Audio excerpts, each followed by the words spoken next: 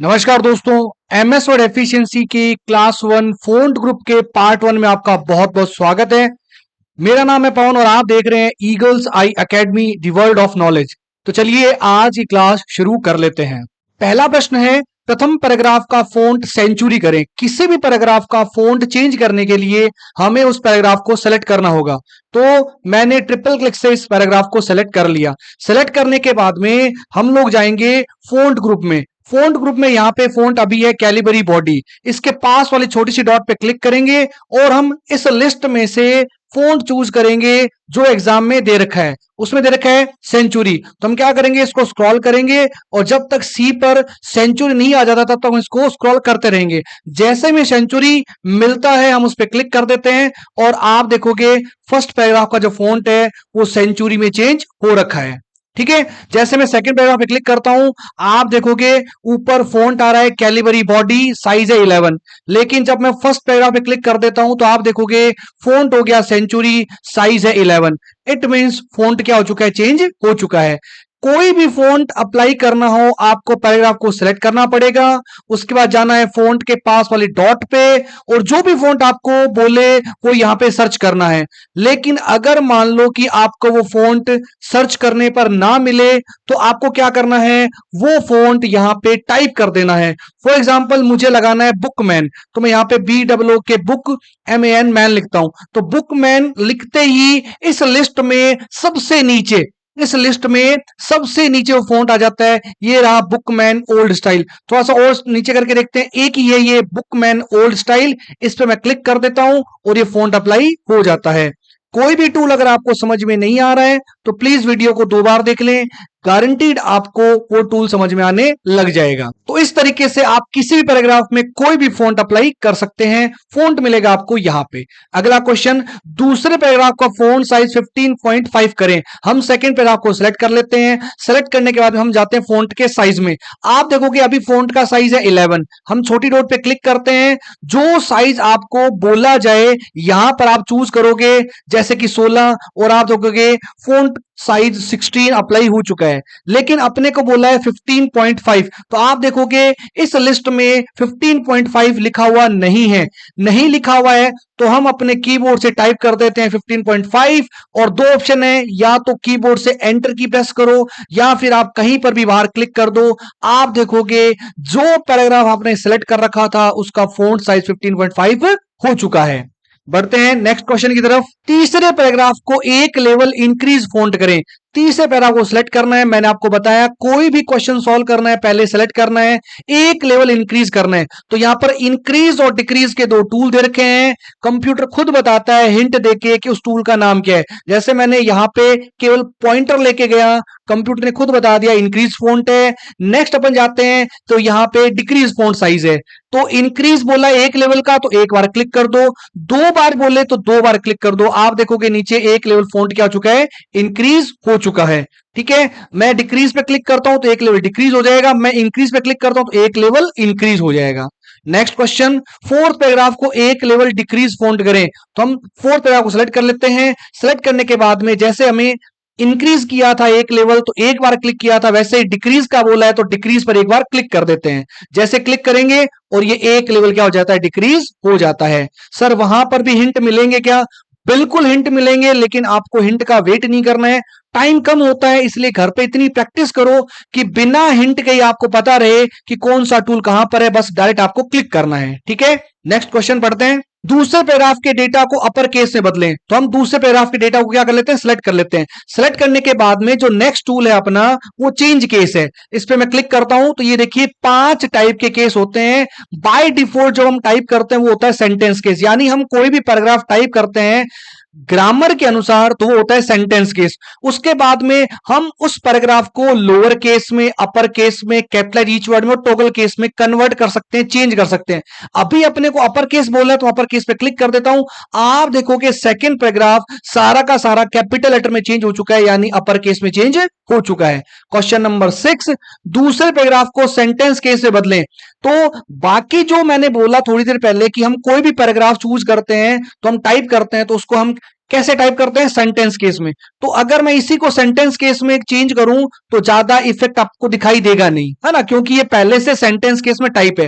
तो sentence case को समझाने के लिए ये जो अपर केस कर रखा है ना, इसी को हम सेलेक्ट करते हैं, हम जाते हैं चेंज केस में और करते हैं सेंटेंस केस में। आप देखोगे ये सेंटेंस केस में क्या हो चुका है? कन्वर्ट हो चुका है। अपने को ज्यादा टेक्निकल नहीं जाना, बस समझ लो सेंटेंस केस क्या होता है। पहला लेटर कैपिटल और जब तक फुल स्टॉप नहीं आए तब तक क्या रहता है? स्मॉल लेटर चलता है, और जैसे ही फुल स्टॉप आ जाता है तो वापस से पहला लेटर क्या हो जाता है? कैपिटल हो जाता है। ये सेंटेंस केस की खासियत होती है। ठीक है, नेक्स्ट क्वेश्चन देखते हैं अपन। 6 नंबर क्वेश्चन के बाद 7 नंबर क्वेश्चन। प्रथम पैराग्राफ को लोअर केस में बदलें। तो फर्स्ट पैराग्राफ में कुछ लेटर्स हैं कैपिटल में हैं, कुछ स्मॉल में है, तो मैं चाहता हूं लोअर केस में। तो चेंज केस में जाके लोअर केस पे क्लिक करना। आप देखोगे जो कैपिटल में थे वो भी किस में चेंज हो गए? स्मॉल लेटर में चेंज हो गए। तो ये लोअर केस में चेंज हो गया। ठीक है, इस पैराग्राफ को हम वापस से एक बार कैपिटल यानी अपर केस में चेंज कर देते हैं। तो हमने 3 केस समझ लिए। सर हम जो टाइप करते हैं होता है सेंटेंस केस, फिर हमने सीखा अपर केस और फिर हमने सीखा lower case. Question number 8, third paragraph को कैपिटलाइज ईच वर्ड में चेंज करें। थर्ड पैराग्राफ को सिलेक्ट करते हैं और चेंज केस में जाके कर देते हैं कैपिटलाइज ईच वर्ड। सर ये तो बहुत इजी है, अपने को बस सिंगल सिंगल क्लिक करना है उस टूल पे और वो क्वेश्चन क्या हो जाएगा? सॉल्व हो जाएगा। बिल्कुल यही तरीका है इसका। क्वेश्चन नंबर 9, प्रथम दूसरे व तीसरे पैराग्राफ को टॉगल केस में चेंज करें। जो अपना 5वां केस है ना वो टॉगल केस है। टॉगल केस बिल्कुल ऑपोजिट करता है ना। ऑपोजिट यानी जो स्मॉल लेटर उसको कैपिटल में चेंज करता है, जो कैपिटल उसको स्मॉल लेटर में चेंज करते हैं। फॉर एग्जांपल फर्स्ट पैराग्राफ में अपना जो डेटा है वो लोअर केस में स्मॉल लेटर में, मैं सेलेक्ट करता हूं और इसको कर देते हैं टॉगल केस। टॉगल केस पे क्लिक करते ही आप देखोगे सारा का सारा मैटर अपर केस में चेंज हो गया। नेक्स्ट जो पैराग्राफ है दूसरा वो अपर केस में, हम जाते हैं केस में और कर देते हैं टॉगल केस। आप देखोगे सारा का सारा स्मॉल लेटर में चेंज हो गया। नेक्स्ट जो है वो कैपिटलाइज ईच वर्ड है। हर वर्ड का पहला पहला लेटर क्या है? कैपिटल है। फॉर एग्जांपल आप जूम करके देखोगे तो माइक्रोसॉफ्ट में हैव पेटेंट, अब इसको एम कैपिटल है, एम कैपिटल है, एच कैपिटल है, पी कैपिटल है। हर वर्ड का पहला पहला लेटर कैपिटल है, बाकी स्मॉल है। तो हम क्या करते हैं? इसको टॉगल केस कर देते हैं। आप देखोगे जो कैपिटल थे वो तो स्मॉल में चेंज हो गए और जो स्मॉल लेटर में थे वो कैपिटल में चेंज हो गए। तो ये टॉगल केस क्या करता है? ऑपोजिट केस भी बस इसको कह सकते हैं हम कि कैपिटल को स्मॉल कर देता है, स्मॉल को कैपिटल कर देता है। तो ये हमने 5 केस सीखे। क्वेश्चन में सिंपल आपको बोलेगा, कोई भी केस दे रखा है आपको, वो बोलेगा कि लोअर केस अपर केस ये अप्लाई करें, तो बस आपको उस पैराग्राफ को सिलेक्ट करके क्लिक करना है। सिंपल सा क्वेश्चन है। ठीक है, क्वेश्चन नंबर 9 हो गया अपना। क्वेश्चन नंबर 10 की बात करते हैं। 5वें पैराग्राफ को बोल्ड व इटैलिक करें। तो हम 5वें पैराग्राफ को सिलेक्ट कर लेते हैं, पहला, दूसरा, उसके बाद तीसरा, चौथा और ये 5वां, इसको सिलेक्ट करते हैं। इसने कहा इसको बोल्ड और इटैलिक करें। तो आप देखते हो यहां पर फोंट का size, increase decrease, change case, clear formatting, ये बाद में बता दूंगा मैं आपको। क्लियर फॉर्मेटिंग, बोल्ड और इटैलिक। एक बार बी पे क्लिक किया बोल्ड हो गया, एक बार आई पे क्लिक किया इटैलिक हो गया। तो ये टॉगल बटन है, एक एक बार क्लिक करने पे अप्लाई हो जाता है। रिमूव का बोले तो वापस से बोल्ड पे क्लिक कर दो, इटैलिक पे क्लिक कर दो, रिमूव हो जाता है। अभी अप्लाई करना है तो एक बार बोल्ड कर देते हैं, एक बार इटैलिक कर देते हैं, अप्लाई हो चुका है बोल्ड एंड इटैलिक। नेक्स्ट देखते हैं क्वेश्चन नंबर 11, प्रथम रो को अंडरलाइन करें। रो किस में होती है सर? रो होती है टेबल में। जब हम लेफ्ट से राइट सेलेक्ट करते हैं तब रो सेलेक्ट होती है, और जब हम टॉप से बॉटम सेलेक्ट करते हैं तो कॉलम सेलेक्ट होते हैं। जैसे अभी पहला कॉलम मैंने सेलेक्ट कर रखा है, अभी मैंने जैसे सिटी वाला कॉलम सेलेक्ट कर लिया तो तीसरा कॉलम, पहला, दूसरा और तीसरा। अपने को बोला है फर्स्ट रो, तो फर्स्ट रो को सिलेक्ट कर लेते हैं। फर्स्ट रो में क्या बोला है? अंडरलाइन करें। तो आपको डायरेक्ट ही यू पे क्लिक करना है। यू का मतलब क्या है? अंडरलाइन है। अब अंडरलाइन में भी क्या है? इसके पास में छोटी सी डॉट और है, इस बटन पे क्लिक करने पर हम और भी अंडरलाइन यूज कर सकते हैं। अभी अपने को अंडरलाइन बोला है तो केवल यू पे क्लिक करना है और आप देखोगे टेबल में जो टेक्स्ट है उस टेक्स्ट के नीचे क्या आ चुकी है? अंडरलाइन अप्लाई हो चुकी है ना। अमाउंट में, सिटी में, नेम में अंडरलाइन अप्लाई हो चुकी है। चलिए नेक्स्ट क्वेश्चन, क्वेश्चन नंबर 12, दूसरी रो को वेव अंडरलाइन करें। अभी फर्स्ट रो का बोला तो अभी हम सेकंड रो को सिलेक्ट करते हैं। सेकंड रो को सिलेक्ट करने के बाद में हम वापस से यू पे जाते हैं। अगर मैं डायरेक्ट यू पे क्लिक कर दूंगा तो एक सिंपल अंडरलाइन अप्लाई हो जाएगी, लेकिन अपने को बोला है वेव अंडरलाइन लगानी है, तो हम यू के पास वाले डॉट पे क्लिक करते हैं। इसमें बहुत सारी अंडरलाइन है ना। आप जब 5-6 बार इस अंडरलाइन को यूज लोगे तो आपको एक एक अंडरलाइन क्या हो जाएगी? याद हो जाएगी। जैसे पहली सिंपल अंडरलाइन है, उसके बाद में डबल, फिर थिक, फिर डॉटेड, फिर डैश, फिर अपने क्या देखते हैं, डॉट डैश, उसके बाद में डॉट डॉट डैश, और उसके बाद आती है वेव अंडरलाइन। आपको बस इस पे क्लिक करना है, आप देखोगे वेव अंडरलाइन क्या हो चुकी है, अप्लाई हो चुकी है किसमें, सेकंड रो के अंदर। तो इस तरीके से आप कोई भी अलग अलग टाइप की अंडरलाइन अप्लाई कर सकते हैं। नेक्स्ट क्वेश्चन है, प्रथम पैराग्राफ को स्टैंडर्ड कलर रेड कलर से अंडरलाइन करें। तो फर्स्ट पैराग्राफ में हमें अंडरलाइन अप्लाई करनी है, वो भी कैसी, रेड कलर की। तो हम फर्स्ट पैराग्राफ को सेलेक्ट कर लेते हैं और सबसे पहले तो हम अंडरलाइन अप्लाई करते हैं। अंडरलाइन अप्लाई करने के लिए जब आप डायरेक्ट ही अगर यू पे क्लिक करते हो तो आप देखोगे इसमें वेव अंडरलाइन आ जाती है, क्योंकि लास्ट में आपने जो टूल यूज किया था ना, वही टूल इसमें अप्लाई होता है। तो सर क्या ये गलत हो जाएगा? बिल्कुल गलत नहीं होगा। अगर आप वेव अंडरलाइन के अंदर भी कलर रेड करके आ जाते हो तो भी सही है, लेकिन फिर भी जब अपने को किसी भी स्टाइल की अंडरलाइन ना दी जाए तो आप क्या करोगे, बेसिक अंडरलाइन जो फर्स्ट अंडरलाइन होती है डॉट पे, उस पे क्लिक करोगे। अंडरलाइन अप्लाई हो चुकी है, देन आप करोगे अंडरलाइन कलर, और कलर में आप जाके यूज करोगे रेड कलर। हमें बोला है स्टैंडर्ड कलर, तो स्टैंडर्ड कलर में से क्या चूज करेंगे, रेड, और आप देखोगे underline with red colour apply हो चुकी है। तो इस तरीके से आप अंडरलाइन भी अप्लाई कर सकते हो और अंडरलाइन में कलर भी लगा सकते हो। अंडरलाइन रिमूव करनी हो, बस सिंपल सेलेक्ट करके क्या करना है, या तो डायरेक्ट यू पे क्लिक कर दो या फिर इस डॉट पे जाके नन पे क्लिक करोगे, अंडरलाइन क्या हो जाएगी, रिमूव हो जाएगी। चलिए क्वेश्चन नंबर 14, प्रथम कॉलम को स्ट्राइक थ्रू करें। कॉलम किस में होता है सर, कॉलम होता है टेबल में। हम फर्स्ट कॉलम को क्या कर लेते हैं, सेलेक्ट कर लेते हैं। इसको बोला है स्ट्राइक थ्रू करना है, तो अपना जो नेक्स्ट टूल है अंडरलाइन के बाद में वो है स्ट्राइक थ्रू। आप स्ट्राइक थ्रू पे क्लिक करते हो, आप देखोगे ये जितने भी डेटा है ये क्या हो चुके हैं, कट हो चुके हैं। इसी को अपन बोलते हैं स्ट्राइक थ्रू करना। ठीक है, अगला क्वेश्चन है क्वेश्चन नंबर 15, दूसरे पैराग्राफ में जो 2007 है उसे सबस्क्रिप्ट करें। तो हम देखते हैं, ये फर्स्ट पैराग्राफ है, ये दूसरा पैराग्राफ है। दूसरे पैराग्राफ के लास्ट में यहां पे 2007 लिखा हुआ है, इसको सिलेक्ट करते हैं डबल क्लिक से, और इसने बोला है इसको करना है सबस्क्रिप्ट। तो अपना जो स्ट्राइक थ्रू टूल है उसके ठीक बाद में एक्स के नीचे जो टूल लिखा हुआ है वो है सबस्क्रिप्ट, और एक्स के ऊपर जो टूल लिखा हुआ है सुपरस्क्रिप्ट। ऊपर है तो सुपर है, अभी सबस्क्रिप्ट बोला है तो सब पे क्लिक कर देते हैं। ये देखिए 2007 छोटा हो गया और बेस लाइन यानी नीचे आ चुका है, ये सबस्क्रिप्ट होता है। क्वेश्चन नंबर 16, दूसरे पैराग्राफ में जो 2003 है उसे सुपरस्क्रिप्ट करें। तो दूसरे पैराग्राफ में 2003 लिखा हुआ है, इसको सेलेक्ट करते हैं और हम इस बार जाते हैं सुपरस्क्रिप्ट में। पहले अपने को सबस्क्रिप्ट करना था, अब करना है सुपरस्क्रिप्ट। तो आप सुपर पे क्लिक कर दोगे और आप देखोगे ये अपर साइड में छोटे लेटर बना देता है। ठीक है, अगर पूरे पैराग्राफ को करना हो तो पूरे पैराग्राफ को सिलेक्ट करके सबस्क्रिप्ट या सुपरस्क्रिप्ट आप अप्लाई कर सकते हो। जितना बोलना है क्वेश्चन में उतना ही अप्लाई करना है, ज्यादा दिमाग नहीं लगाना है। क्वेश्चन नंबर 17, तीसरे पैराग्राफ का जो टेक्स्ट इफेक्ट है उसे आउटलाइन कलर ग्रीन करें। तो हम काउंट करते हैं, पहला, दूसरा, तीसरा। तीसरा पैराग्राफ हमने सेलेक्ट कर लिया, इसमें टेक्स्ट इफेक्ट लगाना है। तो सुपरस्क्रिप्ट के बाद का जो टूल है उसका नाम है टेक्स्ट इफेक्ट एंड टाइपोग्राफी। यहां पर आप अलग अलग टाइप के इफेक्ट लगा सकते हैं। पहले से 3 लाइन के अंदर अलग अलग डिजाइन के दे रखे हैं, हम जाते हैं आउटलाइन में, क्योंकि क्वेश्चन ने यही बोला है आउटलाइन इफेक्ट लगाना है, वो भी कौन सा, ग्रीन कलर से लगाना है। तो आप देखोगे यहां पर भी खूब सारे कलर्स दे रखे हैं, जिसमें से अपने को स्टैंडर्ड कलर यूज करना है, कौन सा, ग्रीन। अब कलर्स भी अलग अलग होते हैं। सर क्या हमें ये सारे कलर्स याद रखने होंगे? बिल्कुल याद रखने होंगे, ताकि आपका टाइम बचे। तो ये जितने भी कलर्स हैं इनको याद कर लेना एक एक बार यूज करके, ताकि आपको कोई दिक्कत नहीं आए। ये लाइट ग्रीन है, अपने को ग्रीन बोला है, हम ग्रीन पे क्लिक कर देते हैं और आप देखोगे जो थर्ड पैराग्राफ है उसके अंदर text effect outline green colour क्या हो चुका है, अप्लाई हो चुका है।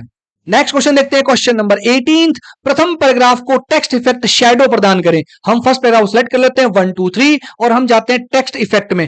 टेक्स्ट इफेक्ट में पहला आउटलाइन है, आउटलाइन के अंदर हम क्या करते हैं, कलर्स अप्लाई करते हैं। फिर शैडो, जब शैडो पे क्लिक करते हैं तो आप देखोगे 3 टाइप के इफेक्ट है शैडो के अंदर। सबसे पहला आउटर, फिर नीचे आते हैं इनर और फिर नीचे आते हैं पर्सपेक्टिव। तो अपने को अगर डायरेक्ट ही बोल दे कि शैडो इफेक्ट अप्लाई करो तो आप कोई भी अप्लाई कर सकते हो, आपकी मर्जी है, वो आप अप्लाई कर सकते हो। ठीक है, अभी अपने को कुछ नहीं बोला, इतना ही बोला है टेक्स्ट इफेक्ट शैडो अप्लाई करें, तो मेरी मर्जी है, वो मैं क्या कर देता हूं, अप्लाई कर देता हूं। ठीक है, नेक्स्ट क्वेश्चन, क्वेश्चन नंबर 19, दूसरे पैराग्राफ को टेक्स्ट इफेक्ट शैडो पर्सपेक्टिव प्रदान करें। तो हम सेकंड पैराग्राफ को सिलेक्ट करते हैं, फिर से जाते हैं इफेक्ट में, टेक्स्ट इफेक्ट में, फिर जाते हैं शैडो में। इस बार अपने को नॉर्मल नहीं बोला, पर्सपेक्टिव बोला है। तो मैंने बताया 3 डिजाइन होते हैं, आपको वो आउटर पूछ सकते हैं, आपको वो इनर पूछ सकते हैं, आपको वो पर्सपेक्टिव पूछ सकते हैं। इस बार अपने को पर्सपेक्टिव बोला है तो हम पर्सपेक्टिव का कोई भी डिजाइन चूज कर लेते हैं और आप देखोगे सेकंड पैराग्राफ के अंदर पर्सपेक्टिव शैडो इफेक्ट अप्लाई हो चुका है। एमएस वर्ड 2007 होता तो ये shadow, emboss, engrave, outline effect है वे फोंट के डायलॉग बॉक्स में थे, लेकिन लेटेस्ट वर्जन के अंदर ये टेक्स्ट इफेक्ट बाहर ही अपने को टूल दे दिया गया है, तो इजी हो गया काफी। क्वेश्चन नंबर 20, चतुर्थ पैराग्राफ का टेक्स्ट इफेक्ट रिफ्लेक्शन प्रदान करें। तो हम क्या करते हैं, फोर्थ पैराग्राफ को सिलेक्ट कर लेते हैं, हमें रिफ्लेक्शन देना है इसमें। हम जाते हैं टेक्स्ट इफेक्ट में, अभी हमने सीखा आउटलाइन, फिर शेडो, अब हम सीख रहे हैं रिफ्लेक्शन। रिफ्लेक्शन में खूब सारी वेरिएशंस हैं, आप कोई भी चूज कर सकते हो, आपकी मर्जी है। मैं ये चूज कर लेता हूं, है ना, अपने को नाम नहीं दिया है तो हम कोई भी चूज कर सकते हैं। नेक्स्ट क्वेश्चन, क्वेश्चन नंबर 21, पांचवें पैराग्राफ को टेक्स्ट इफेक्ट ग्लो प्रदान करें। हम फिफ्थ पैराग्राफ को सिलेक्ट कर लेते हैं, हम जाते हैं टेक्स्ट इफेक्ट में, हमने आउटलाइन, शैडो, रिफ्लेक्शन देख लिया, अब आती है बारी ग्लो की। तो ग्लो में भी खूब सारे वेरिएशंस हैं, आप कोई भी चूज कर सकते हो, मैं ये चूज कर लेता हूं और आप देखोगे ग्लो इफेक्ट क्या हो चुका है, अप्लाई हो चुका है। नेक्स्ट क्वेश्चन, प्रथम पैराग्राफ को हाईलाइट करें। तो हम जाते हैं फर्स्ट पैराग्राफ में और इसको सेलेक्ट कर लेते हैं। सेलेक्ट करने के बाद में हम ये जो हाईलाइट टूल है इसको सीखते हैं। हाईलाइट वाले टूल पर जब आप डायरेक्ट क्लिक करते हो तो आप देखोगे इस हाईलाइट टूल में नीचे एक छोटी सी पट्टी दिखाई दे रही है। तो इस पट्टी में जो कलर है, अगर आप डायरेक्ट क्लिक करते हो तो वही कलर अप्लाई हो जाता है जो इस पट्टी में दिखाई दे रहा है। लेकिन अगर अपने को एक्स्ट्रा कलर, कोई दूसरा कलर पूछे, तो हम इस हाईलाइट के बटन पे क्लिक करके, और यहां पे खूब सारे कलर्स हैं, इनको यूज कर सकते हैं। तो अभी अपने को कुछ नहीं बोला तो हम डायरेक्ट हाईलाइट वाले बटन पे क्लिक कर देते हैं ताकि वह कलर अप्लाई हो जाए।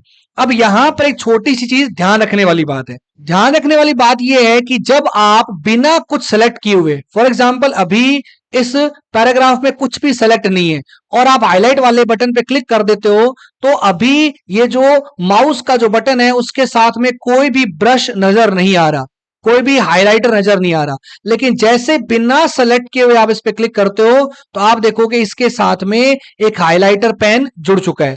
अब ये हाइलाइटर पेन क्या करता है, जो हाईलाइट हो रखा है उसको सेलेक्ट करोगे तो हाईलाइट हटा देगा, जो हाईलाइट नहीं हो रखा है उसको सेलेक्ट करोगे तो उसको हाईलाइट कर देगा। तो अगर ये हाइलाइटर पेन गलती से आ जाता है तो जैसे आया है वैसे वहां पे छोड़ के आ जाओ, इस पे क्लिक कर दो और ये वहां से हट जाएगा। दूसरा तरीका है कि आप चाहते हो कि ये हटे तो आप हाईलाइट पे क्लिक कर दिया और आपने देखा आपके माउस के साथ में, पॉइंटर के साथ में ये हाइलाइटर ऐड हो गया। तो कीबोर्ड का पहला बटन है ESC, उसको प्रेस करोगे और वो वहां से क्या हो जाएगा, रिमूव हो जाएगा। तो इस तरीके से आप हाईलाइट बटन का ध्यान रखोगे। मैं वापस से सेलेक्ट करके और हाईलाइट पे क्लिक करता हूं तो ये सारा हाईलाइट हो चुका है, और यहां से जो गलती से हाईलाइट हुआ है उसको उतना ही सेलेक्ट करेंगे और वापस हाईलाइट पे क्लिक करेंगे, हाईलाइट क्या हो जाएगा, रिमूव हो जाएगा। ये आपको ध्यान रखना है। नेक्स्ट क्वेश्चन बढ़ते हैं हम। हाईलाइट के बाद में दूसरे पैराग्राफ की फर्स्ट लाइन को टील कलर से हाईलाइट करें। तो दूसरे पैराग्राफ की फर्स्ट लाइन को क्या कर लेते हैं, सेलेक्ट कर लेते हैं। हाईलाइट पर अगर अपन डायरेक्ट क्लिक करते हैं तो ये येलो कलर से हाईलाइट करेगा, लेकिन क्वेश्चन की डिमांड ये है कि अपने को टील कलर से हाईलाइट करना है। तो इसके पास वाले बटन पे क्लिक करते हैं और यहां पे खूब सारे कलर्स दे रखे हैं। आपको ये कलर्स भी क्या करना है, याद करना है। याद होंगे नहीं, आप जब बार बार प्रैक्टिस करोगे तो कलर्स अपने आप याद हो जाएंगे। अभी घर पे आप हिंट ले सकते हो ताकि आपको याद रहे। ये टील कलर है, टील कलर में आप जैसे क्लिक करोगे ये ऑटोमेटिकली उस लाइन में टील कलर अप्लाई कर देता है। ठीक है, नेक्स्ट क्वेश्चन है तीसरे पैराग्राफ का font colour standard colour light green करें। तीसरे पैराग्राफ को सिलेक्ट करते हैं, 1 2 3, इसका फोंट कलर लगाना है। क्या लगाना है, लाइट ग्रीन।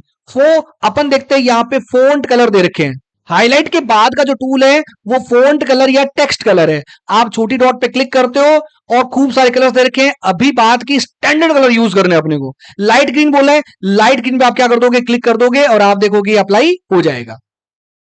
ठीक है, लाइट ग्रीन। सर समझ में नहीं आया, क्योंकि इसमें हमने ग्रीन कलर से क्या कर रखा था, पहले से इसको इफेक्ट दे रखा था, आउटलाइन इफेक्ट दे रखा था। अभी जैसे मैं इसको सेलेक्ट करके फोंट कलर में जाता हूं और इसको स्टैंडर्ड लाइट ग्रीन कर देता हूं, आप देखोगे स्क्रीन पर क्लियर नजर आ रहा है। तो यहां से आप ये जो कलर्स है वो फोंट में अप्लाई कर सकते हो अच्छा दिखाने के लिए। तो ये हो गया फोंट कलर। थर्ड पैराग्राफ में अपन ने लाइट ग्रीन अप्लाई कर दिया, स्टैंडर्ड कलर। नेक्स्ट क्वेश्चन है पांचवें पैराग्राफ के हाईलाइट इफेक्ट को रिमूव करें। हम देखते हैं पांचवें पैराग्राफ में पहले से हाईलाइट इफेक्ट अप्लाई हो रखा है, अभी अपने को इसको रिमूव करना है। हम क्या करते हैं, इसको सिलेक्ट करते हैं और इसको रिमूव करने का तरीका है जैसे हम कोई टूल यूज करते हैं ना वैसे उसको हम हटा सकते हैं। जैसे हमने बोल्ड पे क्लिक करके इसको बोल्ड किया था तो मैं वापस बोल्ड पे क्लिक करके इसका बोल्ड इफेक्ट रिमूव कर सकता हूं। उसी तरीके से हाईलाइट वाले टूल पे क्लिक करके हमने इसको हाईलाइट किया था तो वापस इस पे अपन क्लिक करते हैं तो ये हाईलाइट हट जाएगा। मैंने क्लिक किया तो आप पहले ध्यान से देखो, ये जो हाईलाइट है इसके नीचे एक छोटी सी पट्टी है, इस पट्टी में कलर कौन सा है? इस पट्टी में कलर वही रहेगा जो लास्ट में आपने यूज किया था। लास्ट में आपने कलर यूज किया था टील कलर, इसलिए अभी इस पट्टी में कौन सा कलर आ रहा है? टील कलर आ रहा है।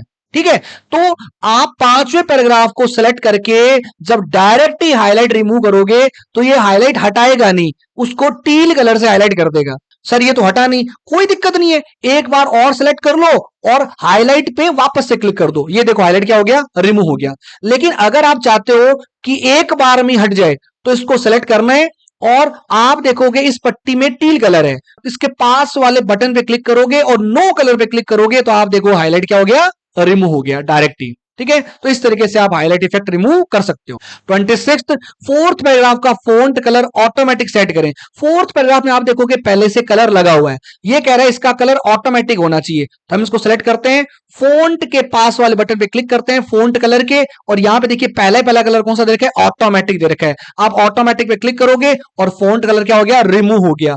हालांकि रिमूव नहीं हुआ, इसमें फोंट कलर ऑटोमेटिक अप्लाई हुआ है, लेकिन क्वेश्चन ऐसे भी बन सकता है कि फोर्थ पैराग्राफ का फोंट कलर रिमूव करें, तो रिमूव करने का मतलब भी क्या होता है? ऑटोमेटिक आप कर सकते हैं। क्वेश्चन नंबर 27, पांचवें पैराग्राफ को font colour dark yellow colour प्रदान करें।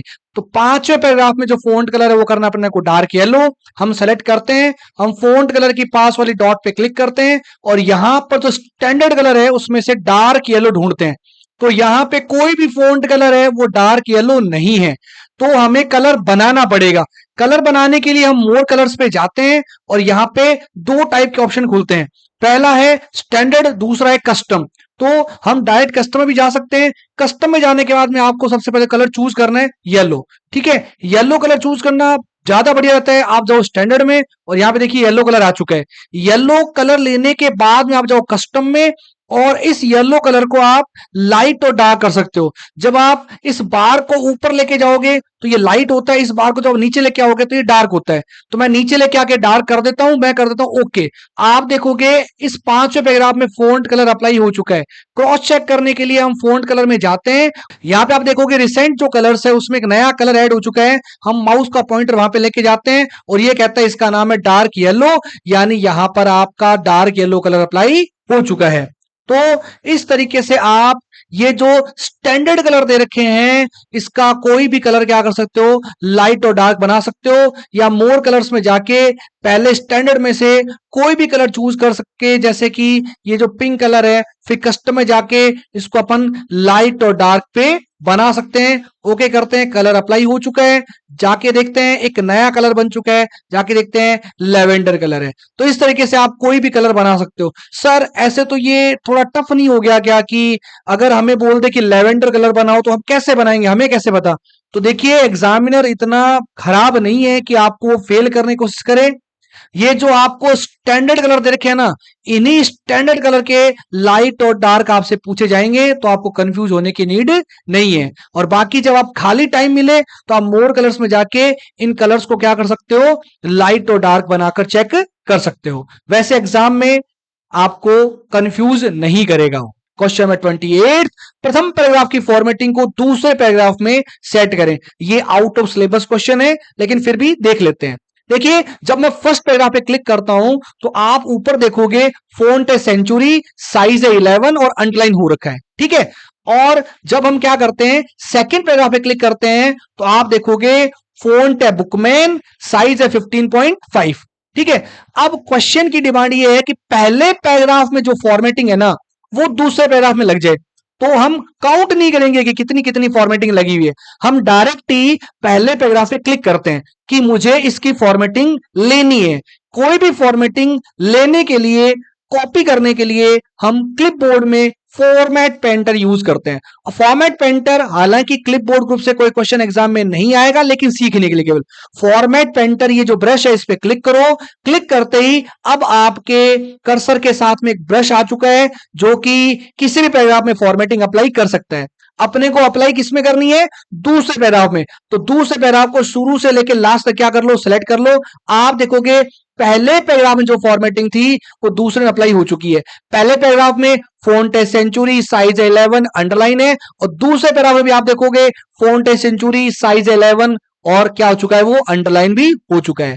तो किसी भी पैराग्राफ या किसी भी टेक्स्ट की फॉर्मेटिंग को आप किसी भी लाइन में, किसी वर्ड में क्या हो चुके अप्लाई कर सकते हैं। जैसे माइक्रोसॉफ्ट है, इस पे मैं क्लिक करता हूं और इसकी फॉर्मेटिंग को मैं कॉपी करता हूं, और इंफॉर्मेशन है इस पे मैं क्लिक कर देता हूं। आप देखोगे माइक्रोसॉफ्ट की फॉर्मेटिंग कहां चली गई है? इंफॉर्मेशन में चली गई है।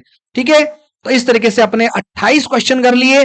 आगे की सीरीज के अंदर हम क्वेश्चन करते रहेंगे और लगभग 250 क्वेश्चन आपको मैं करवा दूंगा, ताकि किसी भी प्रकार की कोई दिक्कत आपको एग्जाम में ना आए।